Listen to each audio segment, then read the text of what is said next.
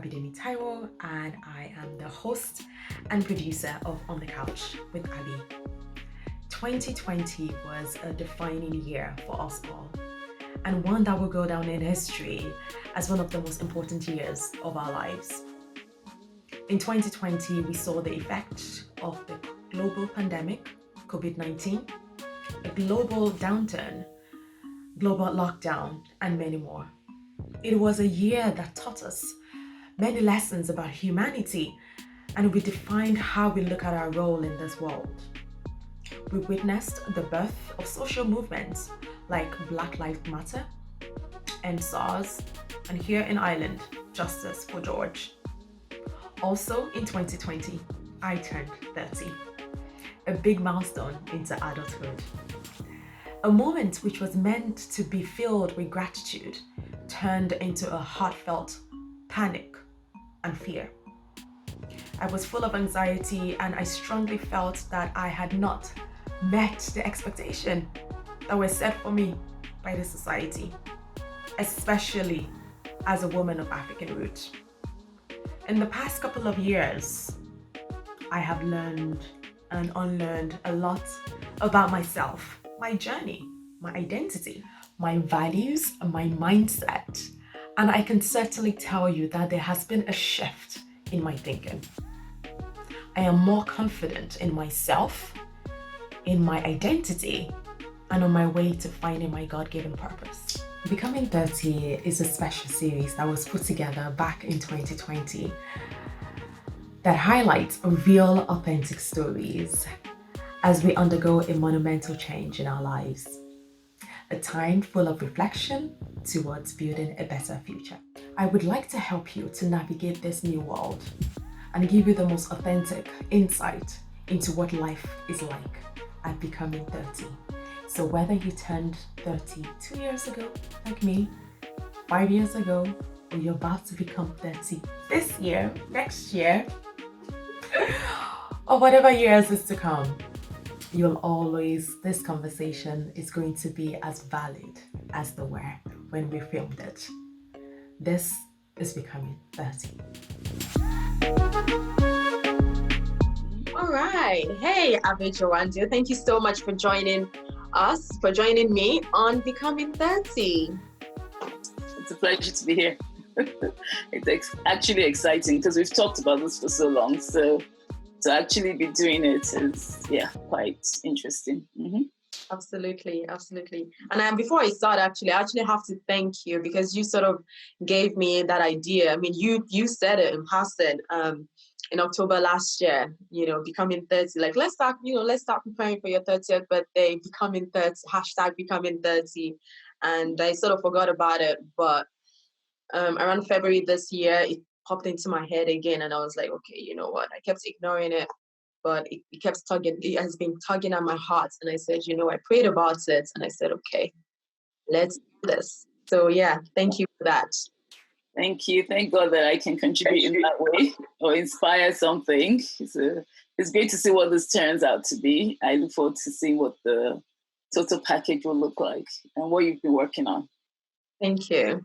Mm-hmm.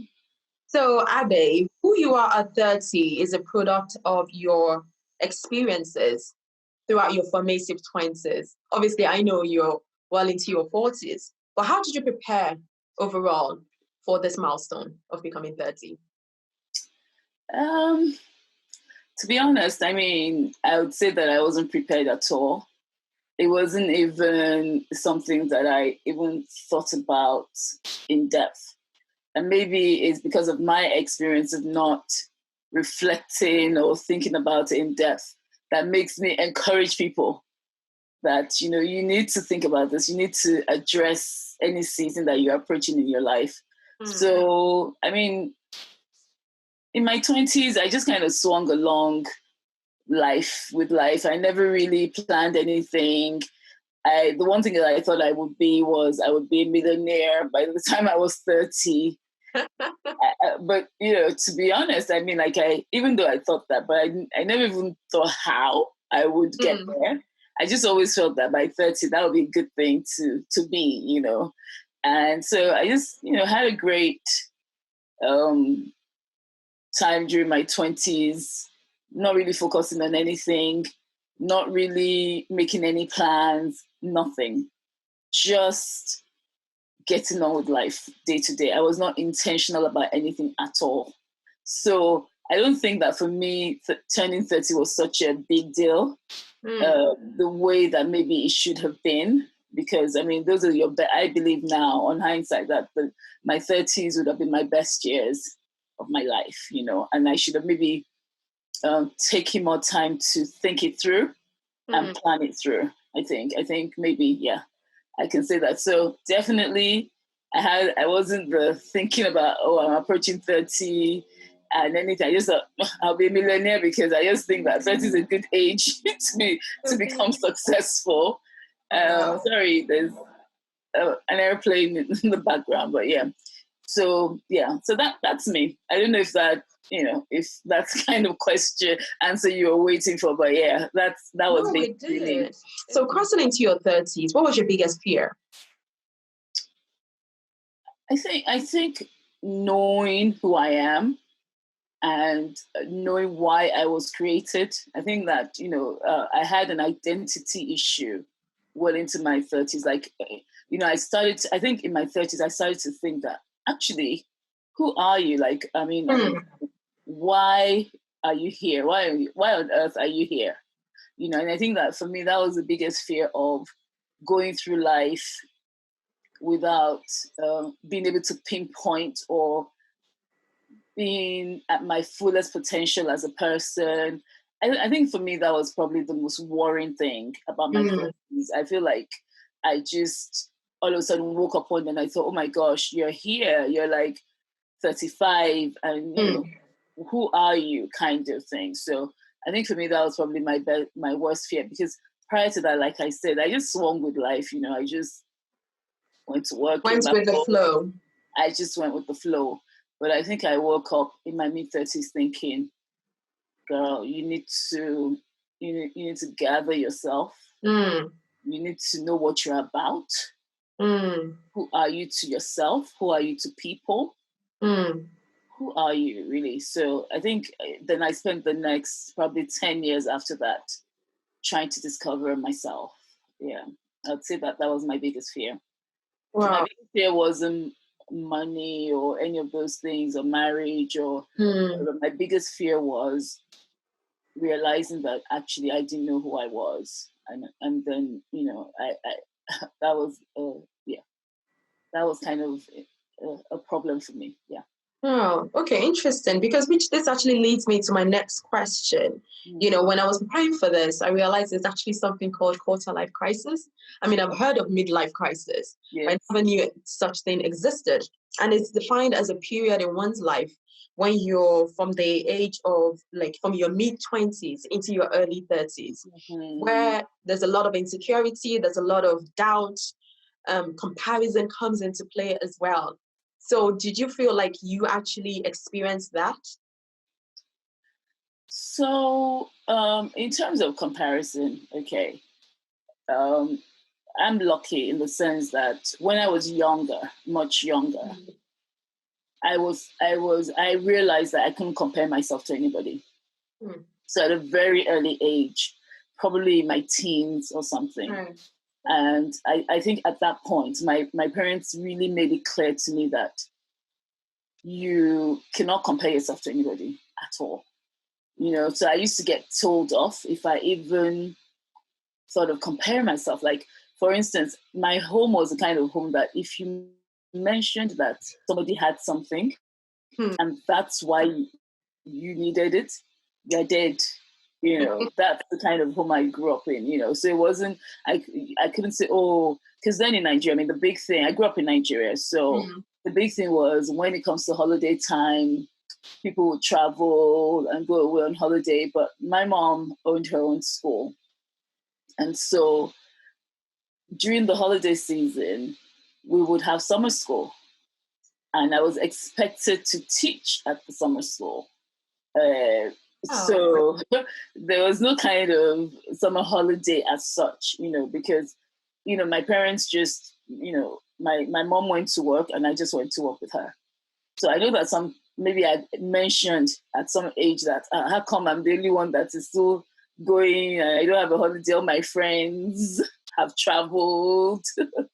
And so that was the beginning of, I knew that comparing yourself was very similar to suicide. Very similar to suicide in my home. That's how I grew up. So very similar. So never compare yourself to anybody. That was one thing. So at a very early age, my parents set my brain right in that regards. You know, they taught me contentment. They taught me, you know, how to run my own race. I know my dad always used to mention something like, you know, things like, you know, going beyond your means or all of that. So that's the kind of home I grew up in. So all of those things like comparing yourself to somebody or not, I didn't really grow up like that. And I learned very, very early on to run my own race. And sometimes it can appear a bit pompous. Yeah. Because then you feel like, you know, people will think that, oh, you know, it's her way or the highway, you know, because you're not playing that comparison game and you're like, I'm me and I'm running my race. I don't need to, you know, glean into your race, you know. So that's the kind of that's the kind of background I had. So quarter life crisis was never about, is somebody doing better at a job than I was doing? Is somebody's house bigger than my house? Or was somebody, you know, just ahead of me? So I could appreciate other people's success and I would use it as an inspiration as opposed to it being intimidation. So other people's successes, what till today remains inspiration to me and not intimidation. So I think for me, that was where my brain, let's just say, sets my brain right from that very early age. Me, my race, and how I could be better than me, and never by anybody else. Absolutely. I mean, this is what you say to me all the time, that you are your own you're your own competition. That person you were yesterday, that's who you're competing against. Yes. So yeah, thank you so much for that, Abe. See, you are a sales director, Mary Kay, one of the top directors in the UK. Yes. What sort of advice would you give to women at this age, becoming 30s, women in their 30s? What sort of advice would you give to them when running a business? One of the things that I would say about running a business is just, the first thing is try it out. Try it out, you know, because a lot of people feel like if I do something and it doesn't work, then I'm a failure. No, the first thing to do that I would say to anybody that wants to go, you know, on a journey of business or whatever, is just do it. You understand? If it doesn't work, then, you know, you've learned some lessons and you can use those lessons to start something else. And I remember, you know, don't over sweat it. If you have an idea, go for it. Just do it. So that for me is the first thing. Just do it. Do it. You know, because people overthink it sometimes. They, you know, overstress themselves. Or what if it doesn't work? What if it doesn't work? You know, so you've had an experience. You have some lessons that you can take away and also, you know, learn from something else. So I started a lot of businesses when I was younger. Straight from university, I was already doing things like selling hampers, you know, things like that at university. So I was already doing things like Valentine's Day hampers. I was already going across countries, across borders, just as an adventure. So that's what I'm saying. So if you're going to start a business, look at it as an adventure, first of all, and then do it. But of course, business, there's a lot more to business than just doing something. Of course, there's all the numbers, the budgeting, all of that. But first of all, just have the attitude that I'm going on an adventure and just do it. So, you know, it's not the end of the world. You know, I don't know anybody that has died trying. I think that's what I would tell anybody in their 20s, that if you have any kind of thing that you feel you want to do, just do it. and then see, fix it as you go along, basically. Yeah. Mm-hmm. So, Abe, money isn't everything, but it buys us choices. Yeah. You're a well-experienced businesswoman who has achieved a lot of success over the past decade, or even, more than that. What sort of advice would you give to women when making financial decisions? Because I know you work a lot with numbers. So give us some advice in regards to making some financial decisions, please. Yeah, definitely know your numbers. Because, okay, so the business I run is literally a business in a box where you literally pull out a business and it's already been structured. And I think that that's probably why, I enjoy it, or I can do it, with practice effortlessly, if you like. And basically what I find when I'm mentoring women is they don't know the numbers. They don't know their numbers. They don't know, they don't know the business. So definitely before you, if you're going into a business, you want to know the numbers and you want to do your research quite well. You want to understand your business. And that's the one thing I can say about business. And if you have a very strong feeling about your business, you also want to build a solid foundation. Even if you're in the business for 2 days, you want to make sure that the foundation of the business is solid. And the reason why I say that is because I feel that a lot of us don't build businesses because we have legacy in mind. So even if you're just going to do something like sell envelopes or something, think about it as something that could become very big. And because it could become very big, you're going to build a solid foundation, whether or not it becomes very big. So always know your numbers. That foundation needs to be solid, and understand the business that you're in. Lots of other things that people talk about, like know your competitors, know your cutting edge, your unique selling points. All of those things are business terms. But when you talk about just even practical things, know your numbers, build a solid foundation, know your business that you're into. So you are my mentor. So what do you think? And I know you mentor a whole lot of people, women within American business. So what sort of would you advise people to becoming 30 or even in their 20s to opt for obtaining a mentor? Oh yeah.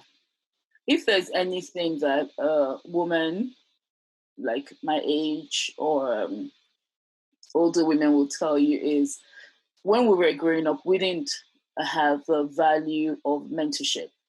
We didn't enjoy the opportunity of mentorship. And if there's anything that many of us feel like we could have benefited from, is being mentored. Definitely. I mean, now, it's easier and it's more common, but then we didn't have the mentorship. And honestly, if I have a group of women my age group in the room, many of them would say they wish they had had a mentor. They wish they had had a mentor, honestly, because our lives would have definitely been different. The way we made decisions would have been different. And the people that did, we can see the difference in the way they run their lives as well. Not to say that the people that haven't been successful, but I feel like for me in particular, if I'd had a good mentor or a mentor at all, I feel that I would have definitely done things differently, maybe taken different routes.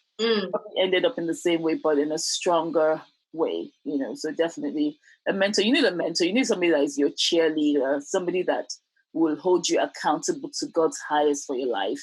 You need somebody that will, sort of know your song and sing your song back to you. You need all of those things. You need a reminder. You need somebody that will remind you of your desires and what you should be doing. And you need somebody that can tell you off, give you feedback. Because I learned a long time ago that feedback is a gift. Give you feedback so that you can go and do things in a different way. So definitely mentorship, for me, I think is a value of what I would have liked when I was younger. So we're going to go to relationship/marriage now. So when it comes to becoming 30, this is a stage where relationships are transitioning into marriage. So what should we expect when it comes to, of course, that change from being in a relationship to now being a married person? So what should we expect when it comes to the good and the bad side of things in marriage? Well, I mean, that's such a very generic question, because I think the institution of marriage deserves its own institution. I think that one of the things that people don't do well is they don't really, prepare you mentally for the transition from being a single person to a married person. There's no one size fits all when you're preparing for marriage. And I think that's the one thing that if I was in my 20s, I could have benefited from, because I had my idea of what marriage should be like. And first of all, I didn't even have a lot of people to discuss it with. So that was one thing. There was nowhere that I was discussing, okay, so what is expected of me, or, what am I supposed to do? But anyway, that was me. But I feel like if you're in your 20s now, and I filter from a place of faith, from my spirituality, the one thing I can definitely tell you is that you cannot do marriage without God. You cannot do life without God. If I knew what I knew now, what I know now, if you like, I will tell you that you can't do life without God, and definitely you cannot do marriage without God, because everybody has their own journey and their own what marriage is going to be like as prescribed by the Holy Spirit for them. And you need to be dying, to find out what God is saying about your journey in life, and particularly about marriage. So if you're transitioning and going from being a singleton to being married, I would say your first port of call is on your knees. Or not even on your knees, on your chest, in your secret place, where you're lying down. You're just like, God, you need to speak to me. I need to understand what marriage is, because you can be in a situation getting married, ready for marriage. The person that you feel like is the person you're getting married to might not be the person you're supposed to get married to. That's one. The timing might be wrong.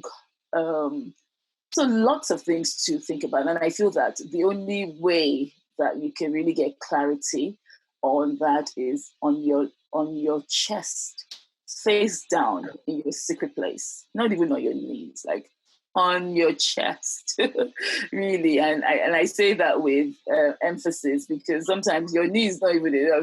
That I fall face down kind of place. That's where you should be when you're transitioning, particularly in the area of marriage, because marriage is such a solid thing. And it needs definition on your chest, in your secret place. Yeah. Big deal. And I'm going to round up with this. It just came to my mind now. I interviewed a 17-year-old girl last night actually. And she shocked me when she said, I was asking her about her expectations of becoming 30. And she said, I just want to be financially stable. I want to have completed my PhD by the time I'm 30. And she was saying all these things about, her career aspirations. And then when I talked about her personal life in regards to relationship, where does she see herself? She said, I'm not up for, you getting married by a particular age and having children. And she said, this shocked me. She said, when you don't have a child, or when you are not married by a particular age within the African, sort of society, that you're a waste of a woman. And she was like, I'm trying to change that narrative. I was like, oh my God. A 17-year-old said this. And I was completely shocked. What do you think about that for kids, for young women, like a teenager like that already have that sort of mindset? Well, again, she still has a journey to go on in life. That's one of the things. And maybe, she's looking around and seeing the different examples around her, and that's what's forming her decision to think in that way. Many things will, sort of take you in that way of thinking. And I think that, again, life happens. Okay, so just the way I thought I was going to be a millionaire when I was 30, before I was 30, life happens and things change. And what she's thinking about is not negative, just saying it as she sees it, which is, the African culture expects you to be married at a certain age, expects you to have children at a certain age. But we're seeing that more and more now, that there's no perfect time except God's time for anything to happen to an individual.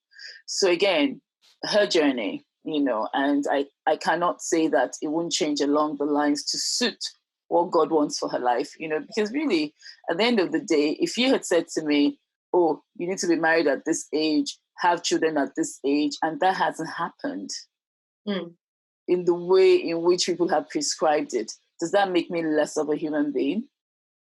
No. And that's what she's just trying to say, that, people need to relax with that. It's like, it doesn't make you less of a person because you haven't met up to what society thinks that you should. And I think that that's what I'm hearing her say. That's literally what she says. She's just saying, if I don't get married at this age, if I don't have children at this age, it doesn't make me less than a person. And that is a message that we need to hear loud and clear, particularly in our communities. Thank you. Thank you so much for that. And last but not least, do you have any advice for people like me becoming 30? The only thing I can say to you is that congratulations. You're entering into your best life now, into the best years. I feel like, having gone through the 30s, I think that this is a time for self-discovery. This is a time to do everything. Like, the world is literally your oyster when you hit this age, because you have a greater understanding of who you are and what you are. But the only thing I would say to you is that, who you are is who God says that you are. And that is your superpower. And that is the one thing that you must be desperate to find out. Who does God say that you are? That, for me, is the advice I'd give anybody that is entering into their 30s if they don't know yet. Because I had a woman, like a mentor, later on in my late 30s or maybe early 40s. And one day, I was still asking that question. And then she referred me to Proverbs 25:2, where it says that it is for God to know a matter, or for men to seek out the heart of the matter. So as you hit your 30s and know that your best life is just ahead of you, you're walking straight into your best life. But who you are is who God says that you are. And that's your superpower. That is what is going to set you apart from every single person, who God says you are. And do not rest until you find that person, until you search his heart, find out who that person is, and be that person. Yeah, so that's my advice for you as you turn 30. Thank you, Abe Jawando. Wow, I trust you to be able to share some amazing nuggets with us, some huge wisdom and knowledge with us. So thank you so much for that. Thank you for joining me. Thank you.